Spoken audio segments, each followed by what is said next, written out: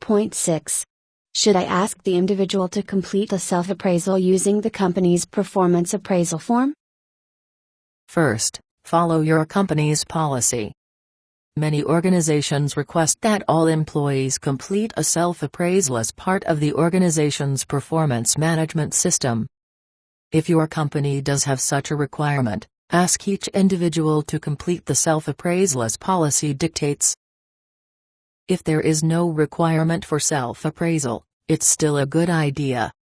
The hour that the person spends reflecting on just how well she performed in the last 12 months may be far more valuable than anything you say as the supervisor during the appraisal discussion. Tell me more. To begin, self-appraisal should always be a voluntary process. People should be invited/requested/permitted to complete a self-appraisal as part of the performance management process, but they should never be required/coerced/compelled to do so. Compelling self-appraisal will defeat the benefit of having people think carefully about how they have performed over the year. It will likely bring resentment. That's your job, not mine. It may even provoke a refusal. What is the manager to do when the employee says, "I really don't feel comfortable with doing a self-appraisal. I would prefer not to"?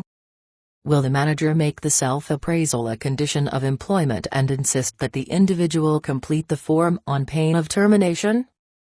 And what possible value will that self-appraisal have? A better approach is simply to point out that self-appraisal has some benefits and ask informally that the individual complete one.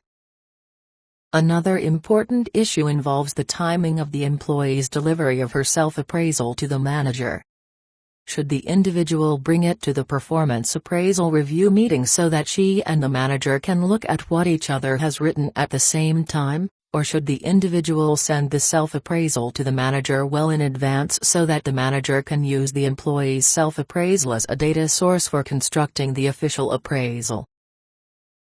Both approaches have benefits and disadvantages. The most important thing is clear communication with the individual about the purpose of the self-appraisal and the mechanics of delivering it. The manager can say, "Sam, as part of our process we ask every person to complete a self-appraisal of his own performance. Here's a blank copy of the form.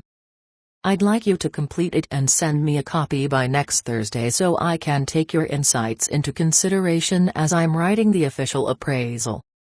The manager could just as easily say, "Sam, we routinely ask every employee to write a self-appraisal as part of our performance management process. Here's a copy of the form for you to use. Give it some thought, write a self-appraisal, and bring it with you when we get together next week to review the official appraisal I'm writing." Red flag.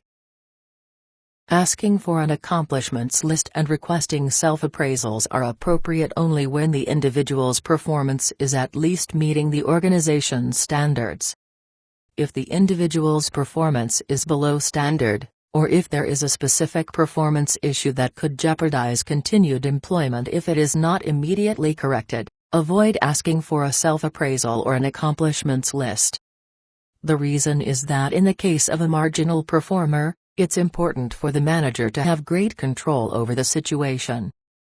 Inviting a self-appraisal or an accomplishments list provokes discussion of the way the employee sees the situation and the way the manager sees it. With people whose performance is fully successful, that's appropriate. With a marginal performer, it's not.